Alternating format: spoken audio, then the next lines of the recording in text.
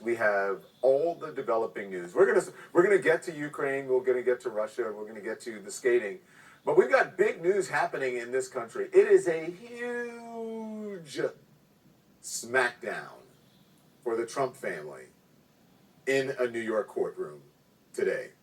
All right, or a court today. A judge ordering the former president, his son Don Jr., his daughter Ivanka, all of them to testify under oath. It is a family affair. Testify under oath in the New York Attorney General's civil investigation of their business practices. An attorney for the former president says that he's, of course, going to appeal. The judge throwing out every one of their arguments, throwing them out, calling them audacious, preposterous, comparing them to George Orwell. And remember this, alternative facts. As we just said, you cannot write this. Going on to say that they have the right to refuse to answer questions they claim would incriminate them. After all, Eric Trump took the fifth more than 500 times. 500 times. Think about that. That's a lot of times. The thing is, I don't know if I've ever said five or fifth 500 times in my entire life. And I'm old. He says you have the absolute right to take the fifth, but in a civil case, the jury can assume that there is an incriminating answer, and that doesn't look good. Just ask one Donald J. Trump. Have you seen what's going on in front of Congress? Fifth Amendment, Fifth Amendment, Fifth Amendment. Horrible. Horrible. The mob takes the fifth.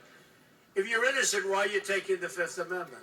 When you have your staff taking the Fifth Amendment, taking the fifth, so they're not prosecuted, I think it's disgraceful.